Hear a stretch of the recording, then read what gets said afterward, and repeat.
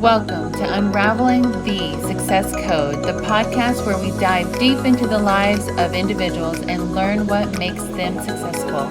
I am your host, Kimberly Johnson, a producing branch manager myself. I love to hear from my peers on what their definition of success is. This is where you will gain valuable knowledge, learn from the best, and unlock your personal success. Welcome to Unraveling the Success Code. Hey, so welcome. We have today Emily Dalbey. She is with UQual. She is the Director of Broker Relationships. She has been in the business for 12 years, or I know with this company, has it been even longer? Yeah, no, 12 years total. Long time. 12, yes, it is. She is the guru of anything credit. Definitely, I have leaned on her many, many times. Yes. For the deep dives into clients, not problems, but issues, or how can we correct and fix. So today we're going to talk about the cost to wait, seen and unseen, and then if you're going to wait, top 3 tips that would help you prepare. I feel like you have a really unique position and what you get to see with clients and purchasing and working through that process. So tell me a little bit about what you do and where you would get started with a client. Okay. Yes. So with this process, our goal from our end is always to get clients loan ready. And there's a lot that goes into that, right? Positive credit. Sometimes there's derogatory items on the credit report. Sometimes we need trade lines. So there's a lot that goes into making sure somebody is ready for their loan. And a lot of it is, not even just credit piece, right? Some of it's financial. So that's a big part of for those clients when we're talking about people who want to wait. For some people, waiting is kind of a necessity, right? Maybe they're just not ready. They don't have the funds. They don't have the credit. And so sometimes waiting is a necessity. Mm-hmm. There's a lot of concerns right now with clients waiting to purchase. Obviously, we know rates right now are high, and that scares a lot of people. And it scares them out of even looking into purchasing and if they could do it and what that would cost them. And the concern with waiting, right? It's not that it's always a bad thing. The concern with waiting is what that market is going to look like when the rates come down. And it's going to be intense. I think it's going to be a lot like it was during COVID, where home prices are going to skyrocket. There's going to be a lot of offers on every home, and you're going to have to hope that your credit is in line, that it looks not just kind of bare minimum, that it looks great, and that you have a good chunk of money set aside because you're probably going to have to go over the asking price. And over the asking price can't be rolled into your loan. Right. If it's over the appraisal amount, you have to come up with that money out of pocket. So when we're looking at what clients need to do, if their plan is to wait, number one, pay attention to your credit, right? Focus on making sure that you have a revolving account, which is going to be a credit card, and keeping that balance on that credit card low. That's going to be key in kind of keeping these scores high. There's quite a few things that need to be ready. Again, the other thing is going to be cash on hand. You're going to want to make sure that you have additional funds to be able to go over that asking price of the home, with your offer. Yes. And then one thing I would recommend credit wise, would just be don't open new accounts and don't close old ones. Mm-hmm. Keep those trade lines that you have that are active, keep them open. The longer they're opened, the better the profile is going to look. And you don't want to add new debts to your credit report before you're going to apply. Number one, that can affect the score. But number two, scary part, right? Debt to income. Yes. The last thing you want to do is add a new $900 auto loan payment into your debt to income Mhm. to where you don't qualify for a home loan. So that's kind of my basic tips. Make sure you have a revolving account, make sure you have cash on hand, and don't open or close accounts. I cannot agree more that there is going to be this flood into the market because so many people are waiting. And Yes. there's this cost that you even an unseen cost, right? That you're losing out on. So right now for our market, so just reference if anybody's listening to this later, we're in October 2023. This year we've hit rates even as high as 9%, depending on what program you're looking at. Some of our non-QM products, non-qualifying, have gone up into the nines, even close to the tens. So I know that that can be a scary thing, but when you look at what you can gain right now going into a mortgage, so you have, with it being the market that it is, you have the advantage of asking for seller closing costs. So we have seen a lot of first-time home buyers using the grant programs, asking for closing costs, and getting into a home with basically nothing out of pocket. Nothing out of pocket. You're probably not going to do that when rates go back up or go back down, No. because you're going Yeah. to so No. much competition, right? Yes. So Yes. you have that. You can ask for repairs a lot more than maybe you will be able to later. If they have multiple offers, they don't really need to do repairs on the house. It's kind of one of those take it or leave it. That's what we saw in COVID. I saw many people even waiving the option fee. They didn't even want repairs, not even getting an inspection. And that's scary. Yes, you have no idea what you're walking It into. was So there it could was be, a wild market. yes, it was. So you could even walk into a house with a whole bunch of repairs that you didn't even know about, but because it's so much competition, you had no choice.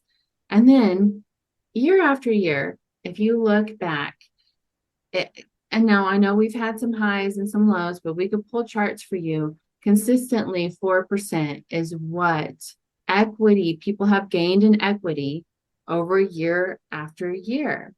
So you're not planning on keeping the rate where it is. Once you get into the house, even if you had an interest rate that's in the eights, you're eventually going to refinance later, right? Get the lower credit or higher credit, lower rate, and you're still making money off of that property. We were just talking about with a friend that if you had bought property now at this point, and even in the early 90s, you would have them almost paid off, but you're looking at an average of around 40 to 60 in that time. I think it was even less. I went and Googled it, but you would have them pretty much paid off from the renter, not even you, just the renter paying for your mortgage, and you would be a multimillionaire. And who cares if the interest rates in that time were higher? They were even higher than the 8%. Yeah. So you have to look at it more of a long-term thing than immediate issue. And I think that's where so many people get stuck, is on the payment.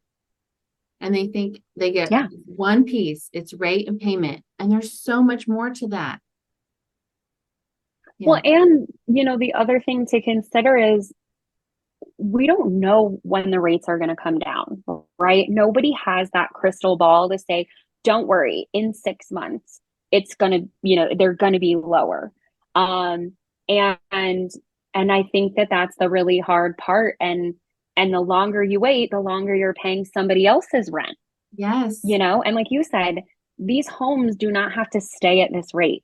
If you're in the home, you already have a house. You don't have to stress about that market and trying to put in offers and having all the extra money and going through that stress of all of that. Because when the rates go down, all you have to do is refinance the house that you already purchased, Yes. that you're already in. It's a lot. It is.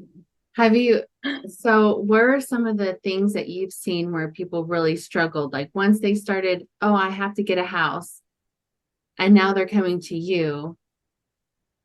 What are some of the things that you've encouraged them with, or you've seen them really, I guess, like a trend on credit lately? So I think that number one, there's a lot less applications, which I'm sure you can vouch for, right? People are scared to apply because, again, this rate bubble is just over their head, stressing them out.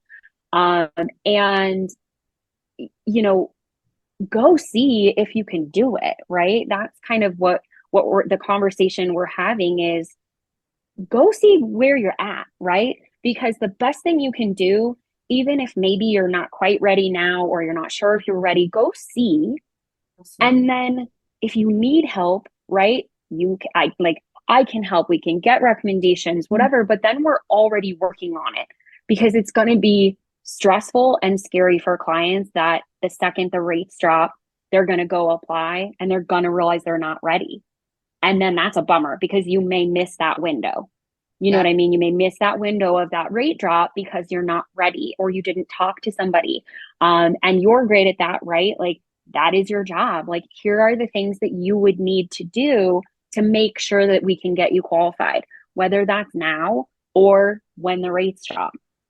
Yes. So for our team, it's never a no. We don't give no's. It's just not right now. And let's figure out how to get you there. We'll put together the game plan. A lot of times then I have them touch base with you and figure out what they can do next. What are those steps? But the other thing is a lot of times people think, we're talking about, you want to have that strong credit and be ready if you are going to wait, if that's what you Yep. decide. So when that time comes, because there will be so many other offers on the houses that you're looking at, it's not just about credit work. Maybe you want to hit that next level from a 700, you want to hit the max, the 800 plus. So that is something that you could help with too, as well, right? Yeah. Yeah. I mean, we have a ton of people coming into my program right now that already closed on their loan. Mhm. So they don't need me to help them get qualified. Um, they need me to help them get ready for their refinance. Yes. And that's the thing is, those refinances usually aren't kind of that bare minimum qualification. Usually to get people into that initial loan, we're looking at, a 640, maybe a 620, depending on the loan type or whatever. But for a refinance, you're going to want the scores to be higher than that. And so a lot of our clients are either staying in our program to continue to help them if we've already gotten them qualified. But again, we're having people come into our program right now that are already closed on that loan, but they want to be ready to refinance that loan as soon as those rates drop. Because again, that is a bummer when that happens. I can't tell you how many people came into my program during COVID needing help because they wanted to refinance into those low rates and they weren't ready. Yeah. And people want to be ready for this rate drop. We don't know when it's going to happen and we don't know how long it's going to last. So all you can do is prepare yourself and be ready if that's kind of your game plan, to be ready when that actually comes about. And the only way to do that is to plan ahead, check in with you and figure out where they're standing. Yes. Have the conversation. It's not scary. I know that a lot of times people think it is, but we're the two of us. I Yeah. know you feel the same way. We're trying to help. Like we want to help and see you succeed. That's what we do. We love to serve and help. And it shouldn't be a scary thing. So we had talked about cost of waiting, the seen and unseen. Um, how to prepare. So top 3 tips. Did we go over that? Did you touch base? Yes. So that was the if they're going to wait, right? Top three Yes. tips. So that was the credit card, Okay, credit card. making sure they have cash on hand, right? So credit card, keep the balance low, making sure they have cash on hand, right? They're going to have to start to save because most likely when that happens, we're going to have to go over the asking price. And the only way to do that generally is to have the extra funds to be able to offer over the asking price. And then the last one was do not open or close new trade lines while you're preparing to purchase for a home. I hear that all the time. I do. That reminded me, closing accounts. Explain to people why. Let's just leave those open. Don't touch them. That's really not a benefit for your credit. Right. So with your trade lines, the part that's going to give you credit is how long your trade lines have been opened. So it looks at your average length of history. So all your credit cards, your auto loans, if you have a mortgage already, the average length of time that all of those accounts have been opened.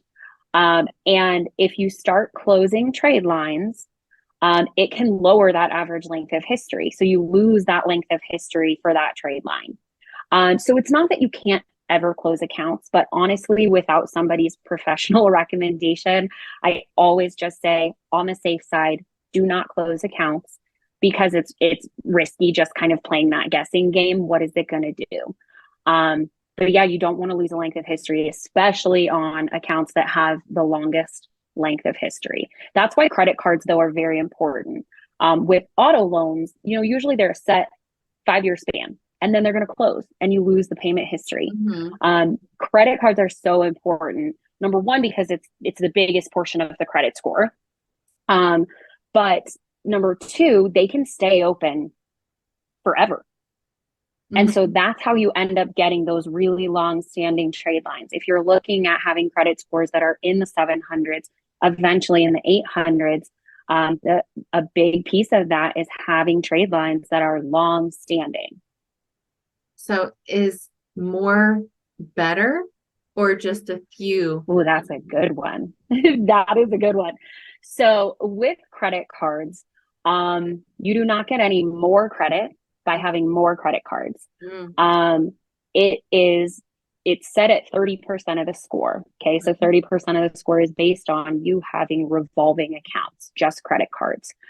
It's 30% whether you have one or you have 20. So it doesn't make a difference. The more credit cards you open, again, the shorter the average length of history is going to be. So general recommendation is usually to have maybe 2, easy to manage.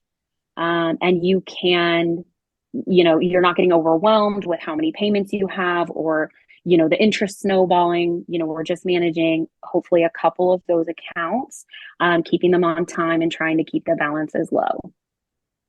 Is it worth people reaching out and increasing the credit amount that they can use? I have that question a lot too. So it's all based on your utilization. So it's not based on the actual limit. So a $300 credit card can give you the same amount of points as a $10,000 credit card. It's all about that utilization amount. So ideally, you're going to get maximum points on the credit report when the balance on the credit card is under 10% of the limit. So if you have a $300 credit card, ideally you want to keep the usage under $30 every month. You run it for something small, you pay it off right around the due date. So the limit increase can be beneficial sometimes if there is a little bit of a higher balance and you're not able to bring it down, or you need to be able to use more on that card. So for some people, it's a business card and they need to be able to use that card for purchases. So if you need to be able to use $1,000 a month, you have to make sure that you have a $10,000 limit on your credit card. So that's really the only time, it's usually worth doing a credit limit increase. Because a lot of times too, for credit cards, when you're doing a limit increase, it depends on the card. There's a couple that don't, but they're going to do a credit check. So then you're causing inquiries and sometimes you get denied. And so usually I'd say it doesn't really matter if you can keep the usage low. What about medical? bills. I know that that's recently changed. And yes, I know this is great. Yeah, it But was. It was we a did, great change. and we did talk a little bit about before that people expected medical to just fall off. So would you share a little bit about the changes and what maybe people can Yeah. do to get medical taken off, old like collections from their Yes. credit? So what they changed with the medical regulations is they said that a medical collection company cannot report your collection for at least 12 months. Mm-hmm. So basically, you have 12 months to settle, pay that account off. And then as long as you do that, it's not going to hit the credit report at all. So you have a 12-month window from that collection company basically contacting you, and it will never hit the report. After that, the only medicals that can legally come on the credit report right now are medicals that are more than $500. So any medical less than $500 will not go on the credit report, which is awesome. Yes. And as far as, removing things like that from the credit report, I always have a hard time because, if it's like one medical and it's a little bit smaller, maybe you settle it, and because it's a paid medical, it can get removed. If there's a chunk of medical, those are usually the ones where I say reach out, have somebody talk to you about the situation, because forking out a boatload of money on medical collections is frustrating. Yeah. And a lot of times there's other routes we can go to get qualified, or do some cleaning or whatever, and get you a plan before you just fork out a whole bunch of money on medical collections. Absolutely. Definitely. So that's great. And student loans, I know I get a question on that a lot. That's still the same as it's always been. As far as if it doesn't report a payment, we as a lender have to add one. So it doesn't really make a difference to, of course, for you personally it's always good to pay off your debt, always. But if you're looking to buy a house, it doesn't help necessarily to make a huge payment on that as well. So another one I would wait on and have that conversation with your lender before you jump in and start paying a whole bunch of debts off quickly. Yes. And actually, I'll give you a scenario too, like just a quick one. I just had a client who didn't talk to me first, Oh, yeah. and kind of stepped out on his own and made his own plan, and paid off the student loan. It was only like a $1,200 loan. So in his head, his thought was, I should get this paid and it'll make it better.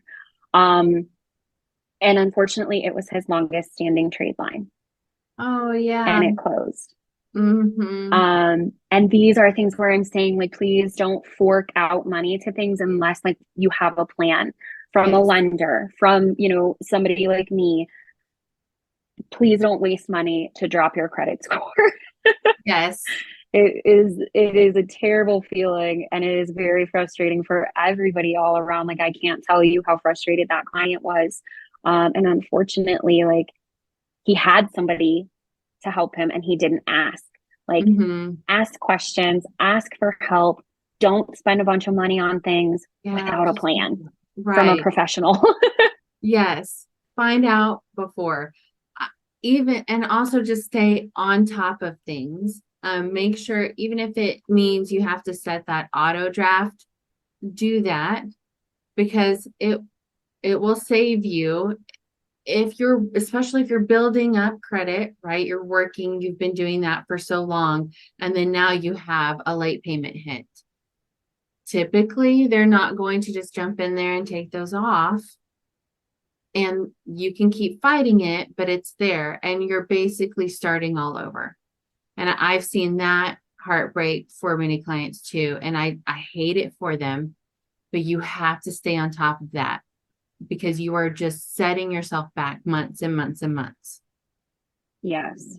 And especially with installments. I mean, every account you obviously you're going to want to make sure that you're paying on time. Installments especially are important. There's a lot of guidelines around mortgage lates and auto loan lates. Yes. That are very strict on late payments, especially on that type of account. So doesn't mean you're automatically denied. Don't take that as that, but like you said, make those payments on time. And that's definitely key, because on top of the fact that you've got a pretty significant drop in the score, usually you're also going to have issues with underwriting things and stuff like that too, where it can cause snags just having late payments. Yeah, we have run into that. Well, I appreciate your time today. Yes, thank you for having me. Now it's time for you to take action and apply what you have learned. Armed with the insights from our interviews, you have the tools to make informed decisions and achieve your goals. So go out there, put your knowledge into action, and we will see you again next time here on Unraveling the Success Code.